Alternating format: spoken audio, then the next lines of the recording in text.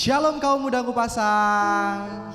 Shalom. Apa kabarnya nih sore hari ini? Luar biasa. Wah, senang banget nih kita dapat berkumpul lagi dalam ibadah kaum muda GKI Kupasang untuk memuji dan memuliakan nama Tuhan. Untuk itu sebelumnya, untuk teman-teman yang ada di rumah, boleh loh kasih senyumnya ke kanan kirinya, mungkin sedang bersama papa, mama, kakak, adik. Yang di sini juga kasih senyumnya ke kanan kirinya juga boleh. Ya. Saat ini kita bersukacita, berlimpah sukacita karena Tuhan yang menyertai kita, sehingga kita semua dapat berkumpul bersama keluarga kita di rumah untuk beribadah bersama-sama. Mari kita pujikan PKJ 216, berlimpah sukacita.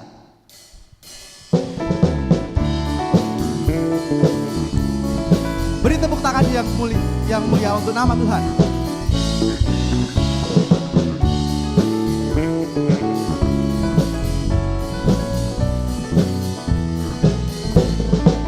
Berlimpah sukacita di hatiku, di hatiku, di hatiku. Berlimpah sukacita di hatiku, tetap di hatiku. Aku bersyukur, bersukacita, kasih Tuhan diam di dalamku. Aku bersyukur, bersukacita, kasih Tuhan diam di dalamku. Kita bersukacita pada sore malam hari ini karena kita kembali lagi bisa memuji dan memuliakan nama Tuhan.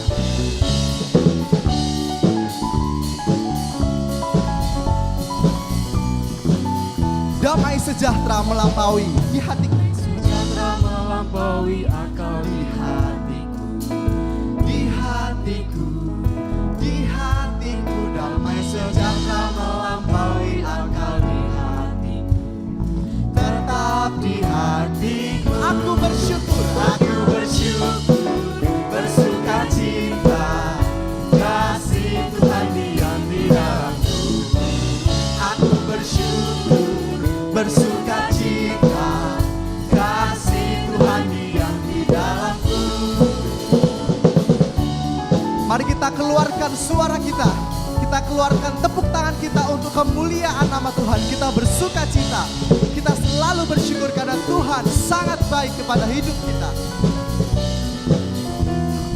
Berlimpah kasih Yesus, Terima kasih Yesus di hatiku, di hatiku, di hatiku. Berlimpah kasih Yesus di hatiku, tetap di hatiku. Aku bersyukur, bersukacita, kasih Tuhan diam di dalamku.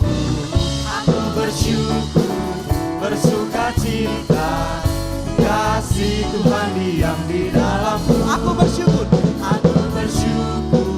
bersukacita, kasih Tuhan diam di dalamku. Aku bersyukur, bersukacita, kasih Tuhan diam di dalamku. Sekali katakan, aku bersyukur, bersukacita, kasih Tuhan diam di dalamku. Aku bersyukur, bersukacita, kasih Tuhan diam di dalamku. Kasih Tuhan diam di dalamku. Kasih Tuhan diam di dalamku. Haleluya, haleluya. Mari teman-teman kita bersatu di dalam doa.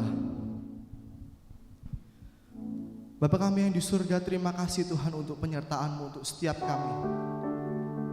Saat ini Tuhan, sore malam hari ini Tuhan, kami dapat beribadah kembali.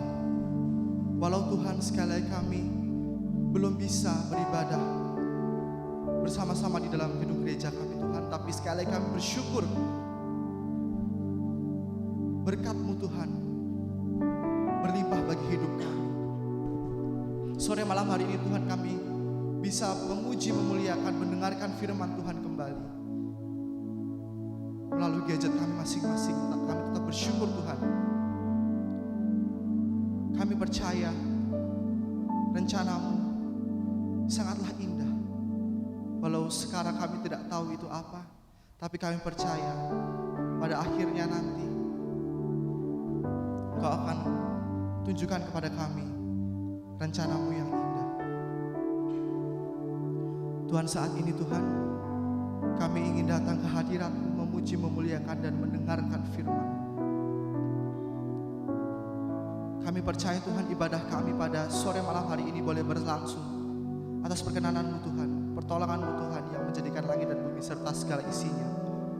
Kau yang menyertai kami senantiasa sampai selama-lamanya. Tuhan, berkati ibadah kami Tuhan, dari awal, pertengahan hingga akhirnya, supaya apapun yang kami pujikan dapat selalu memuliakan, meninggikan nama Tuhan, dan nama-Mu selalu dapat dipermuliakan. Di dalam nama Tuhan Yesus kami telah berdoa dan bersyukur. Amin.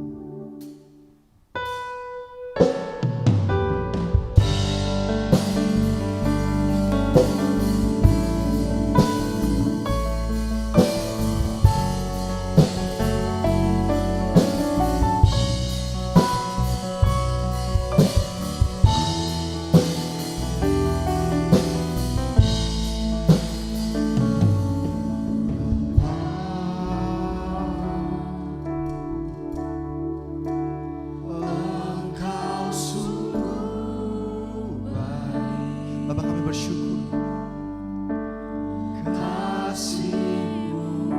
Kasih-Mu Tuhan melimpah di hidup kami.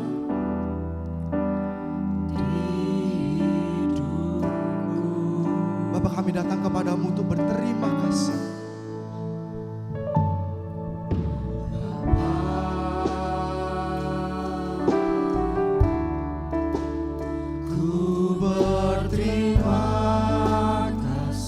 Untuk berkat-Mu Tuhan hari ini.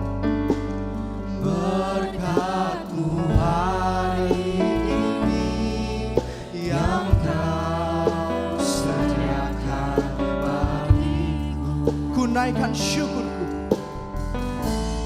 Ku naikkan syukurku buat hari yang tak habis-habisnya Tuhan. Habis-habisnya kasih dan rahmat-Mu selalu baru,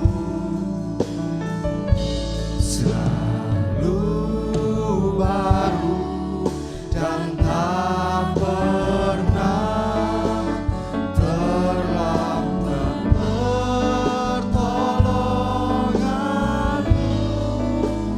Besar setia di sepanjang hidupku. Melalui lagu ini kita mau bersyukur karena Bapa kita sangat baik dalam kehidupan kita. Kita pujikan lagu ini dengan segenap jiwa raga kita.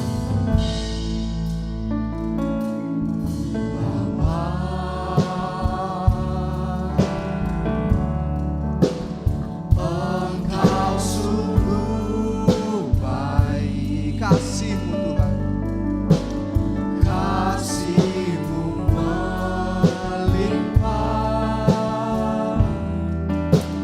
di hidupku Bapa.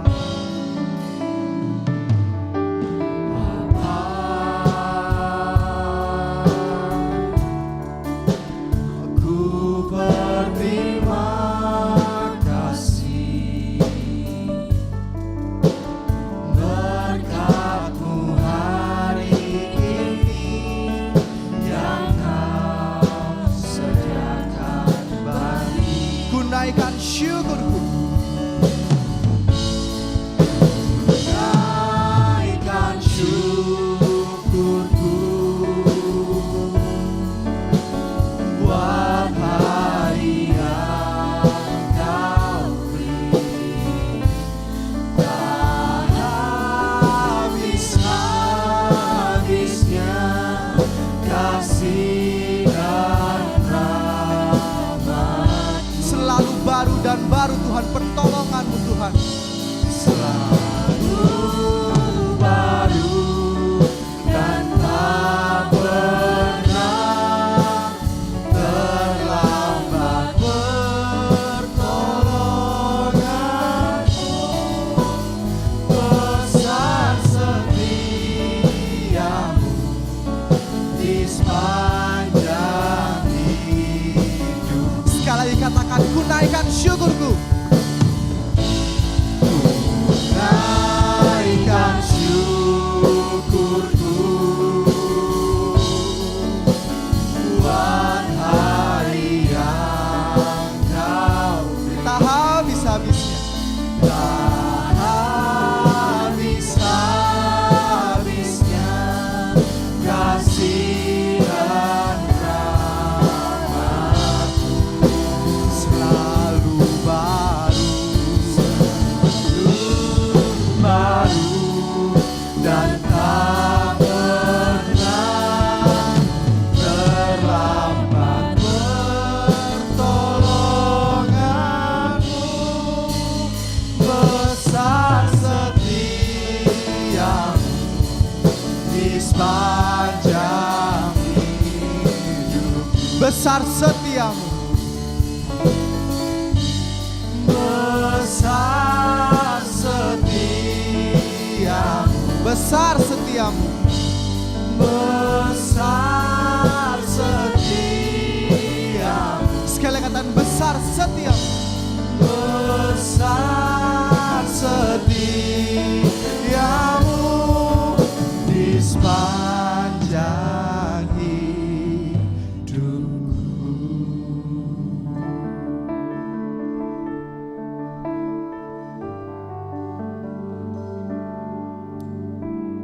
Selamat sore, sobat muda semuanya. Apa kabarnya hari ini? Semoga semuanya tetap sehat dan semangat ya. Kita sama-sama bersyukur hari ini kita masih boleh beribadah di ibadah kaum muda GKI Ngupasan. Kita bersama bersyukur untuk kesehatan setiap kita di tengah pandemi virus COVID-19 yang kita tahu sama-sama bahwa kapan akan berakhir kita sama-sama belum tahu, tapi kita tetap bersyukur bahwa Tuhan begitu baik untuk setiap kita. Kita masih boleh sekolah, kita masih boleh kuliah, sekalipun online dan semuanya serba terbatas, tapi kita mau tetap semangat, kita mau tetap percaya bahwa semuanya akan berakhir dan kita akan kembali bisa sekolah dan kuliah dengan baik, dengan normal seperti biasa. Kita juga tetap bersyukur bahwa di tengah pandemi ini dunia mengalami resesi ekonomi yang sedemikian luar biasa, tapi kita tetap bersyukur bahwa pemeliharaan Tuhan atas kita begitu luar biasa.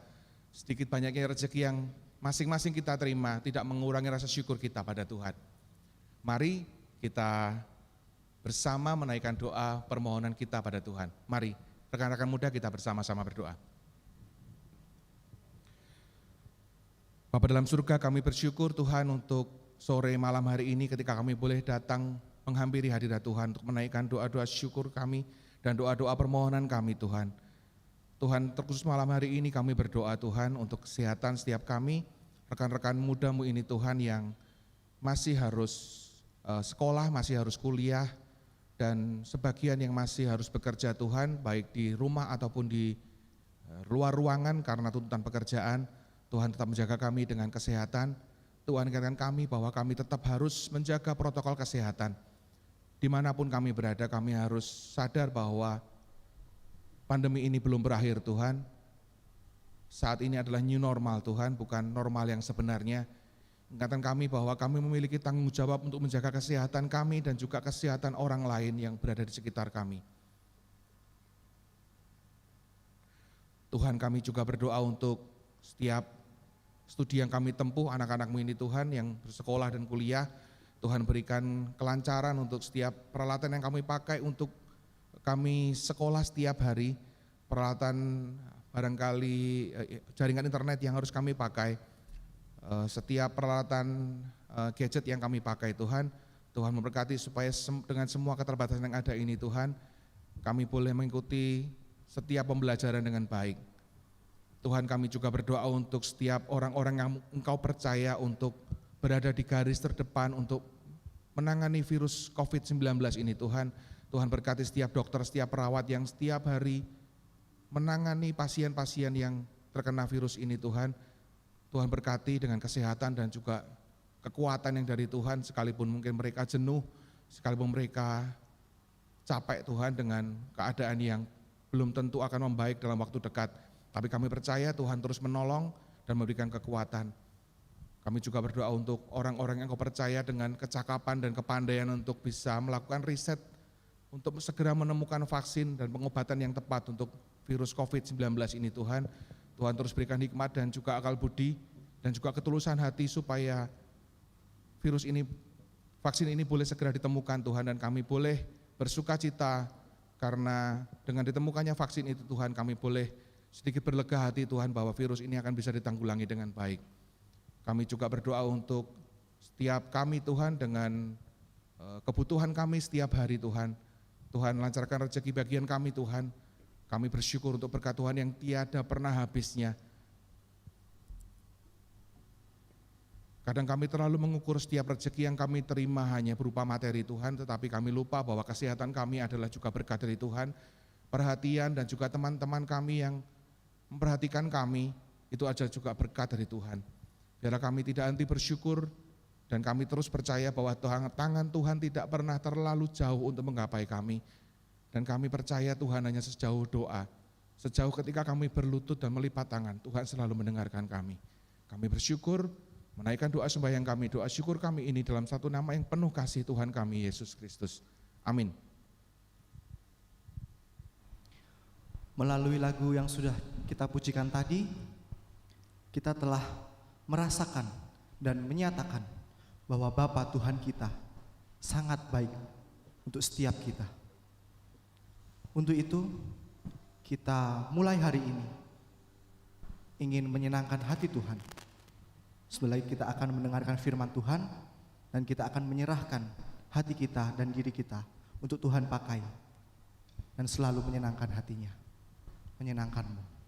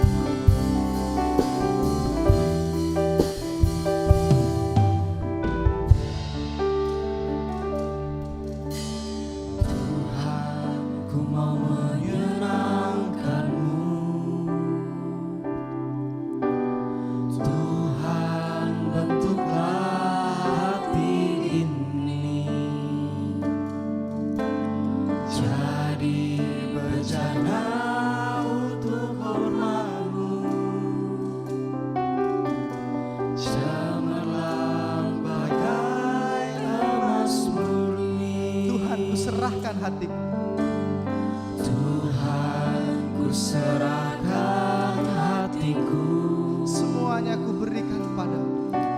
semua ku berikan padamu. Kuduskan hingga tulus selalu, agar aku menyenangkanmu, Menyenangkanmu,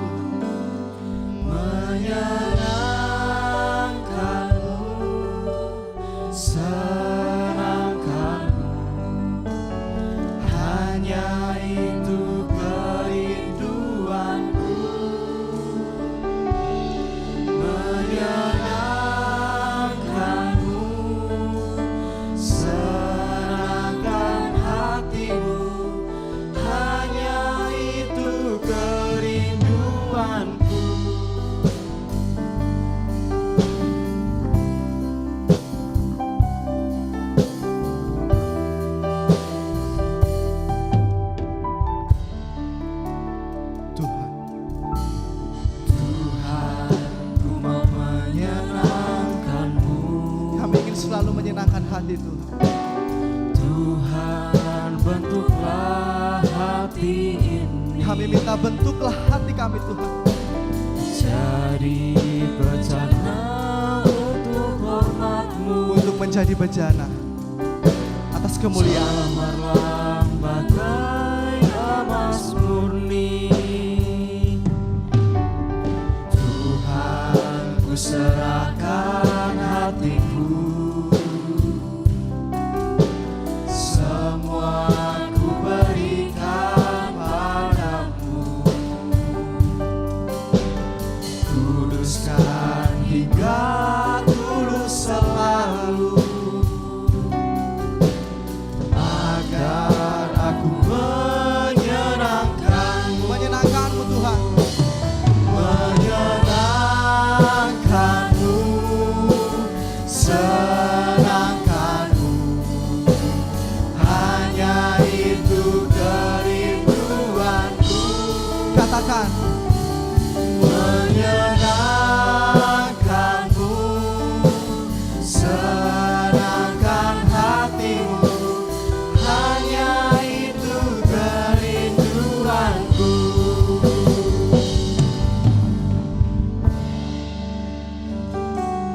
Menyenangkanmu, senangkanmu. katakan Hanya itu bahwa kerinduan kita kerinduanku. adalah untuk menyenangkan hati Tuhan. Menyenangkanmu, senangkan hatimu.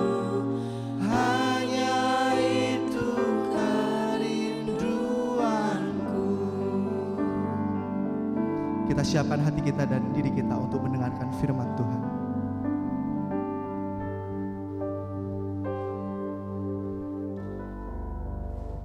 Mari teman-teman, saat ini kita persiapkan hati kita.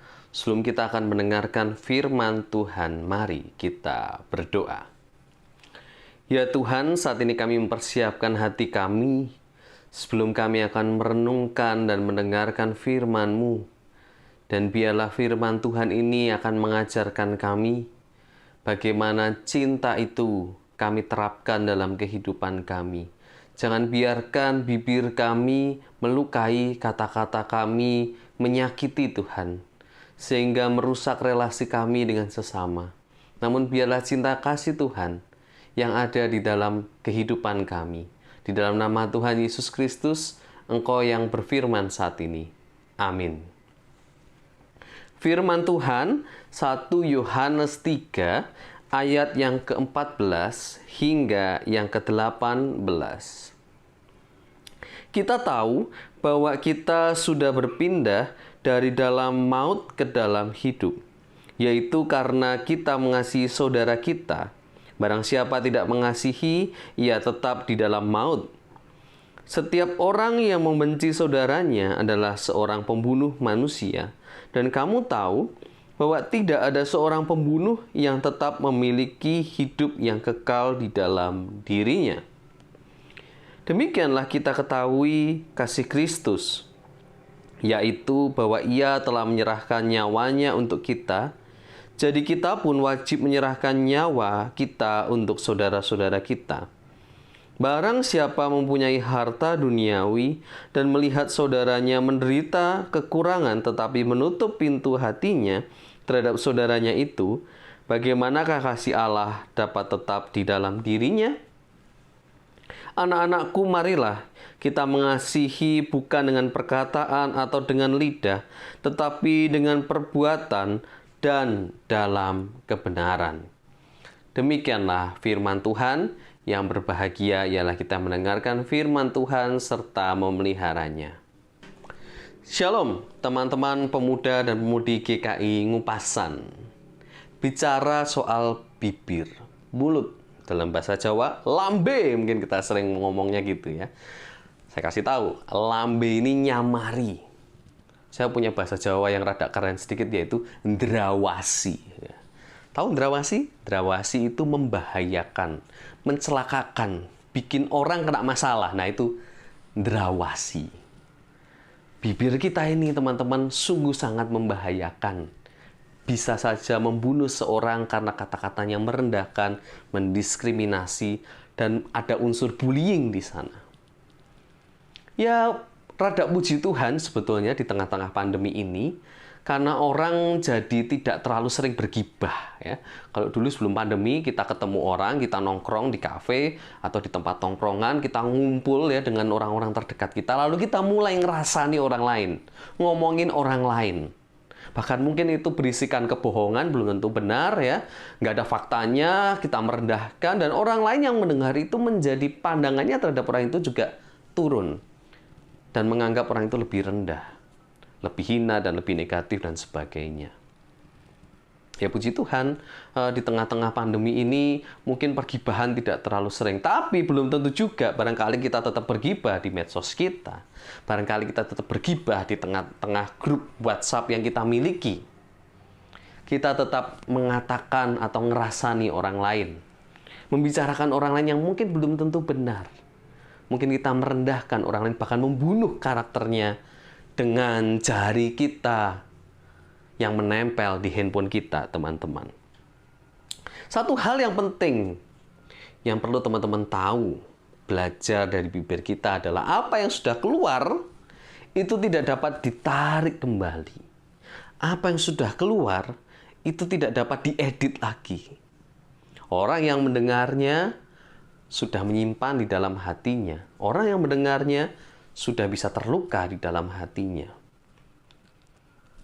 Demikian juga kalau di media sosial ya.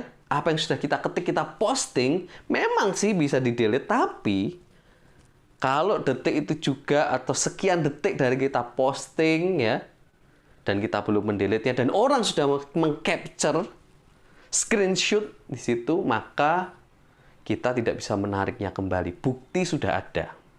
Meskipun setelah 1 jam kemudian baru kita delete, wah sudah di-capture kemana-mana. Bahkan mungkin sudah di-repost kemana-mana. Hati-hati teman-teman, apa yang sudah keluar tidak dapat ditarik kembali. Dan ini bisa mencelakakan. Dan ini bisa melukai. Maka lebih baik kita pikir dahulu sebelum kita keluarkan. Segala ungkapan kita, apa yang kita rasakan, yang mau kita wujudkan dalam kata-kata, baik itu lisan maupun tulisan, mari kita pikir terlebih dahulu. 1 Yohanes pasal yang ketiga, hari ini sebetulnya mengkontraskan secara langsung antara kasih dan kebencian. Menurut saya teman-teman, benci adalah bagian dari naturnya manusia. Secara alami, manusia itu muncul yang namanya kebencian di saat dia disakiti, di saat dia diperlakukan tidak adil. Muncul yang namanya kebencian. Dan kebencian itu menjadi sebuah naluri, ya. Bahkan mungkin di saat dia iri terhadap sesuatu, muncul kebencian, dendam, dan ada tindakan-tindakan dosa selanjutnya, termasuk membunuh sesama. Itu bisa terjadi. Dan itu bagian dari natur kita. Kita muncul perasaan amarah, emosional di dalam diri kita. Itu bagian dari kemanusiaan kita, teman-teman. Coba perhatikan film-film silat zaman dulu, zaman saya dulu, kalau nonton film-film silat yang serial, entah itu Yoko lah, entah film-film serial yang lain, mau film India ataupun sinetron-sinetron di Indonesia, ya perhatikan, pasti ada unsur dendamnya. Dan dendam itu yang bikin seru, karena nggak ada habisnya, ya. Yang bikin serial itu panjang, karena dendamnya nggak selesai-selesai. Terus berulang dan terus terjadi. Dan coba perhatikan, tokoh antagonisnya, tokoh si jahatnya. Kita mungkin gemes ya, kita mungkin rada kesel sama tokoh antagonis ini, tapi diam-diam kita mengagumi tokoh antagonis itu. Karena apa? Kalau nggak ada dia, ini film nggak seru. Ini sinetron nggak seru kalau nggak ada si tokoh antagonis itu. Kita akan terpana, kita akan penasaran ya, apa yang akan dilakukan oleh tokoh antagonis ini selanjutnya. Perhatikan bagaimana kita sudah terbiasa mengkonsumsi kebencian itu di depan layar kaca kita. Mungkin itu juga membentuk karakter kita sebagai manusia, sebagai pemuda zaman sekarang ya. Di di tahun 2020 ini kita sudah terbiasa dengan yang namanya dendam dan kebencian, dan itu ada di dalam diri kita. Sehingga kalau kita mengalami hal yang sama, mungkin kita juga akan melakukan hal yang sama. Kita akan membenci orang itu, muncul dendam, mungkin kita akan memikirkan rencana-rencana jahat terhadap orang itu.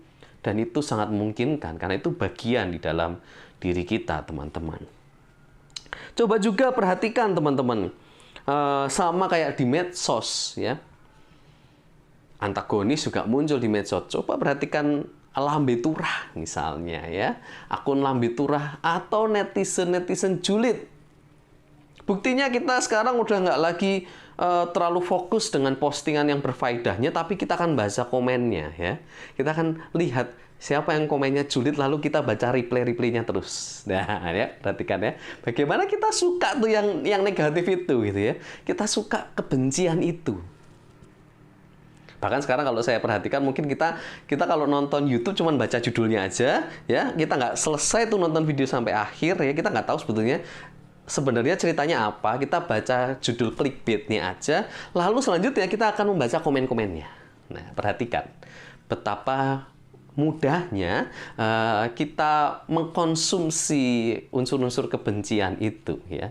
Kejahatan itu sudah masuk dalam kehidupan kita setiap hari sebetulnya tanpa kita sadari, dan sudah menjadi bagian dari diri kita, teman-teman.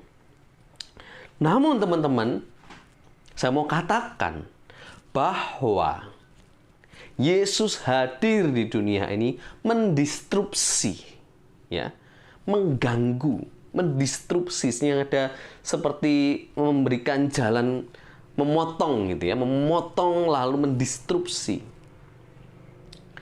Yang namanya kebencian, Yesus hadir ke dunia ini mendistrupsi kebencian, dendam, dan kejahatan yang tadinya menjadi natur dan kebiasaan manusia. Sehingga orang kaget melihat Yesus dengan segala pelayanan dan tingkah lakunya. Orang-orang terheran-heran, kok bisa ada orang yang seperti ini? Yesus memang hadir dengan sengaja untuk mendistrupsi setiap kebencian yang ada.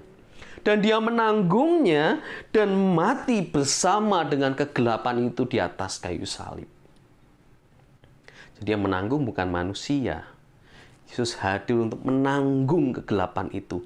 Dosa kita, teman-teman, dipikul, ditanggung oleh Yesus supaya natur kita yang penuh kebencian itu berubah menjadi kasih.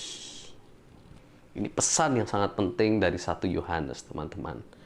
Bagaimana kematian Yesus punya makna yang mendalam, termasuk mengubah kebencian, natur manusia, natur dunia ini menjadi kasih. Yesus mengubahnya melalui kematiannya. Apakah kita menyadari hal ini? Apakah kita sudah juga merasakan kasih Kristus? Atau kita masih hidup di tengah-tengah lubang kebencian, dan kita masih memiliki dendam serta kebencian itu dalam diri kita kepada orang lain, kepada sesama kita manusia? Saya sendiri, teman-teman, kadang merasa sedih, ya, kalau melihat gereja, ya. Gereja yang seharusnya memproduksi kasih dalam kehidupannya, ya. Tapi ternyata gereja malah isinya bergibah dan berjulit, ya. Di mana 2 atau 3 jemaat berkumpul, disitulah pergibahan terjadi. Nah, apakah gereja kita juga kita rasakan begitu, gitu ya? Saat ngumpul, pergibahan terjadi, ngerasani jemaat sing liyo, ya. Ngerasani jemaat yang lain, ngomongin jemaat yang lain. Oh, si A itu loh, si B itu loh, wah, terus asik. Di gereja lagi gibahnya, gitu ya. Jadi mending ya kalau ngobrolnya di luar, itu aja udah salah, gitu ya. Ini gibahin sesama jemaat di gereja lagi, gitu ya. Itu ironis, teman-teman, ya. Itu menyedihkan. Kita yang seharusnya sama-sama memikirkan orang itu, tapi malah kita ngomongin dan sekaligus merendahkan orang itu. Di mana kasihnya? Nah, teman-teman, Firman Tuhan hari ini menegaskan bahwa kalau kita melakukan itu, kita menimbulkan kebencian di tengah-tengah komunitas kita. Bahkan bagi sesama kita dikatakan, engkau telah membunuh saudaramu. Jadi menurut saya 1 Yohanes ini sangat tegas sekali. Setiap kebencian yang kita ekspresikan, kebencian yang kita miliki bagi sama kita, itu akan membunuh saudara kita. Maka hati-hati teman-teman dengan perasaan kita. Hati-hati dengan setiap omongan-omongan kita. Begitu juga di saat kita mendengar, apakah berita ini benar? Ya, perlu loh kita filter dengan baik-baik, pastikan faktanya, sehingga jangan sampai kita kemakan omongan orang lain juga. Maka penting rasanya mulut kita sebagai orang Kristen ini, teman-teman, tidak hanya cuman kuar-kuar saja soal kasih, tidak hanya gembar-gembor saja soal kasih sebagai orang Kristen, tetapi bagaimana kita mempraktekkan kasih itu dalam kehidupan kita. Dan wujud nyata dari praktek kasih itu adalah pengorbanan. Yesus sudah memberikan contohnya berkorban mati di atas kayu salib. Dan menurut saya itu cara Yesus mendistrupsi kebencian itu supaya orang itu dapat melihat dengan jelas, supaya buktinya juga nyata, dan orang itu percaya serta melakukan pertobatan yang radikal di dalam dirinya. Maka pengorbanan itu perlu dilakukan. Maka sedih rasanya kalau kita sebagai orang Kristen lalu tidak berkorban bagi sesama kita. Kalau Yesus saja sudah berkorban, bagaimana dengan kita? Berkorban bagi sesama, teman-teman, adalah wujud nyata dari kasih itu. Daripada ngegibahin orang lain, lebih baik orang lain yang sedang kita gibahin itu, yuk kita tolong sama-sama, kita support sama-sama. Barangkali orang ini membutuhkan pertolongan kita. Barangkali orang ini butuh dukungan dari kita. Mungkin saya tidak mendorong Anda untuk mengorbankan nyawa. Nggak sampai harus disalib juga. Mungkin kita bisa juga berkorban dengan hal-hal yang kita anggap sepele. Waktu misalnya. Tenaga misalnya. Bahkan mungkin kalau kita menganggap sepele yang namanya doa, ini adalah hal yang berarti, teman-teman, bagi orang lain. Meskipun mungkin bagi kita itu sepele. Bagi kita itu sepele, tapi bagi orang lain yang kita berikan waktu kita, tenaga kita, mungkin doa kita, itu menjadi sangat berarti bagi orang itu. Dan barangkali orang yang terpuruk itu akan bangkit kembali dan merasakan kehidupan kembali karena cinta kasih yang kita berikan melalui segala pengorbanan yang kita lakukan, teman-teman. Bagaimana kita sebagai komunitas Kristen juga bisa berkorban bagi saudara kita. Jadi orang yang solutif, kata Yutejo, ya kan? Nggak cuma bergibah, tapi jadilah orang yang solutif, ya. Bagaimana kasih itu dirasakan, pengorbanan itu juga dirasakan, teman-teman. Mungkin saya kasih contoh yang real ya, bukan komunitas gereja bahkan yang kasih contoh. Coba teman-teman baca semboyan ini. 1 Vespa, 1.000.000 saudara. 1 ninja, 1.000.000 per bulan. Nah, ini dia.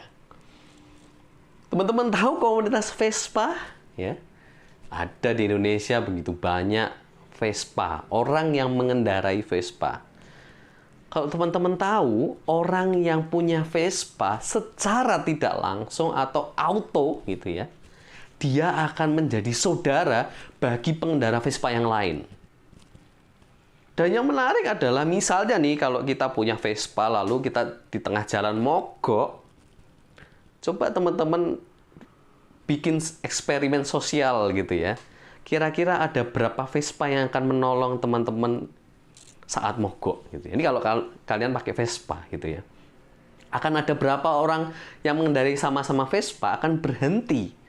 Mungkin dia sekedar menanyakan gimana, apa yang bisa dibantu. Kalau dia bisa bantu, dia akan lakukan. Dan komunitas Vespa, kalau ketemu Vespa yang mogok, dia akan berusaha melakukan segala cara supaya Vespa ini bisa berjalan kembali.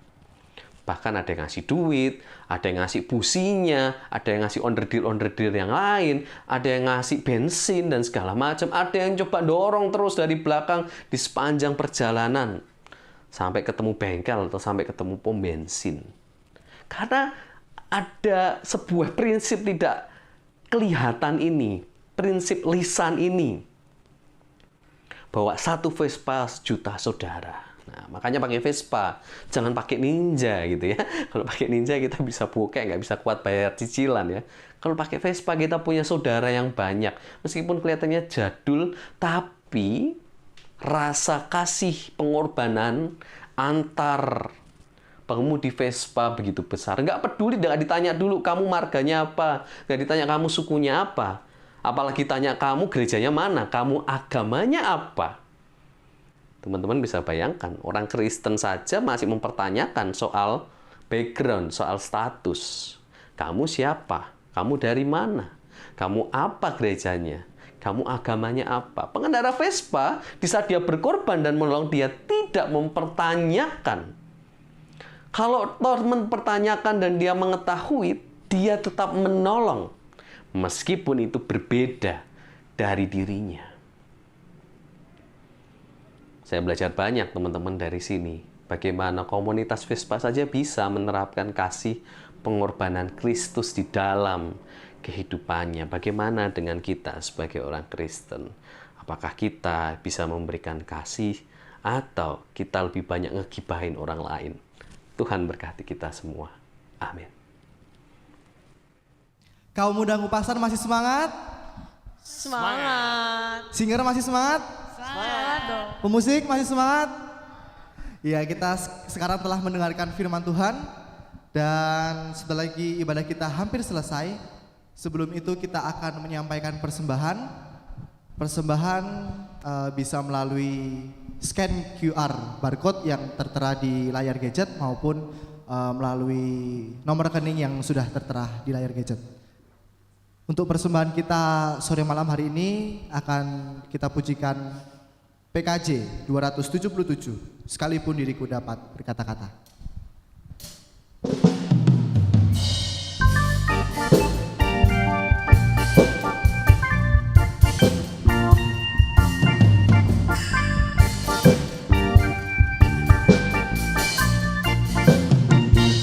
Sekalipun diriku dapat berkata-kata dengan semua bahasa, bahasa manusia dan bahasa malaikat ataupun yang lainnya. Tapi jika aku tak mempunyai kasih, aku serupa gong yang menggema dan canang yang gemerinci.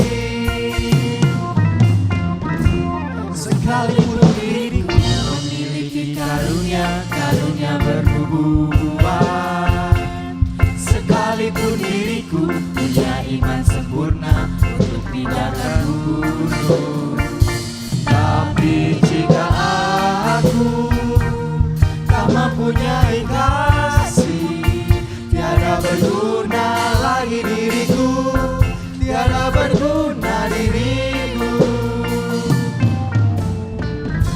Sekalipun diriku membagikan semua harta yang kumiliki, bahkan aku serahkan tubuh jiwa ragaku, dibakar pun kusudi. Tapi jika aku tak mempunyai kasih, tiada berguna lagi diriku, tiada berguna diriku.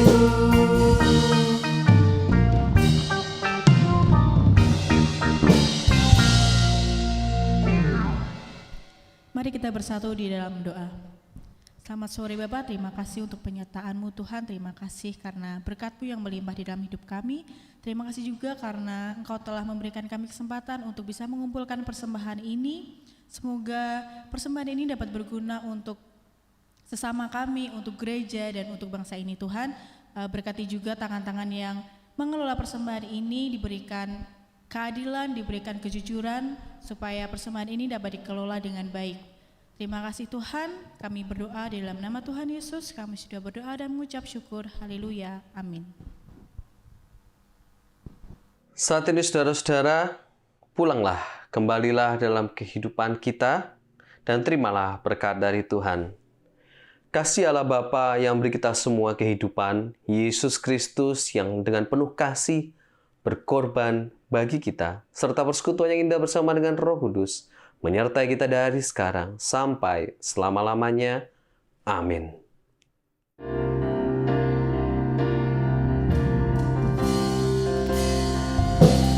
Haleluya, Kau Allah yang besar. Haleluya, Kau mulia. Namamu, kuasamu, kasih-Mu kekal. Kau yang layak ditinggikan.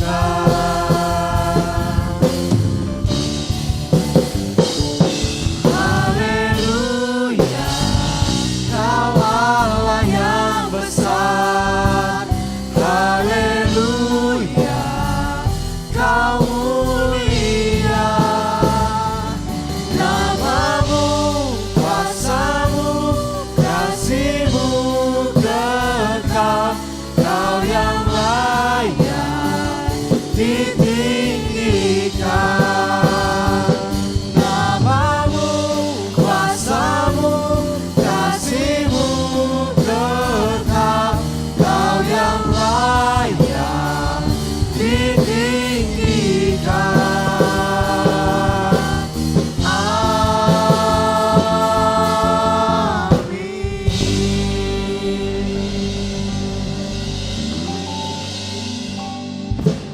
Selamat hari Sabtu, Tuhan Yesus memberkati.